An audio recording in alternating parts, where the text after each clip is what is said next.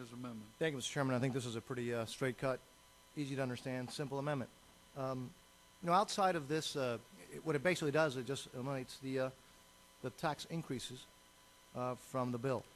Outside of the vacuum of this very warm committee room, and outside the vacuum really of the House, the President has achieved some bipartisanism. That bipartisanism is the fact that you have now members of both parties who are frankly very concerned about the excessive spending, the radical tax, the excessive spending, the huge increases in taxes, and huge increases in borrowing. And you're starting to see that around the country. You're even starting to see that outside of this room in Congress. So what this amendment does is to try to deal with one of those aspects. Again, it would just eliminate the tax increases from this bill.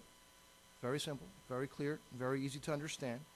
And obviously it would not increase our debt, would not increase the deficit, because it does have some reductions in spending over the next 5 years. Now, nothing really difficult, nothing really tough. It would freeze non-defense, discretionary spending. It would rescind not the stimulus, but the stuff for after 2009, which is obviously not meant to stimulate the economy because it's after 2009, with the exception, of course, of unemployment insurance. It would do that kind of, frankly, relatively non-controversial things. It would eliminate some expensive new programs that don't exist. Nobody's depending on them now because they don't exist. The world isn't falling in because those programs don't exist because, again, they don't exist. It would eliminate, again, those in order to not have this huge tax increase on the American people, which is about $864 billion, almost $1 trillion. That's what the amendment would do. And I'd like to now yield to Mr. Mack from Florida for 2 minutes. Thank you to my good friend from Florida. I don't know how anyone today can look at any piece of legislation or any proposal that would suggest raising taxes at a time when our economy is struggling and people are trying to muster up as much money as they can to pay the bills. So I think this amendment is spot on.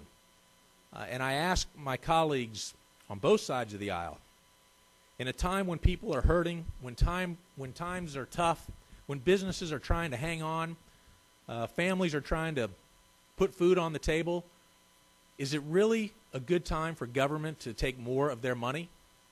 I think the answer is clear, that it is not time to take more of their money. We should be looking at ways to put more money into people's pockets, giving them an opportunity to create jobs so they can provide for their families. Government's role should not be in reaching in their hand and taking more and more and more money out of their pockets in a time when the economy is struggling and we need them to have that money so they can continue to pay their bills.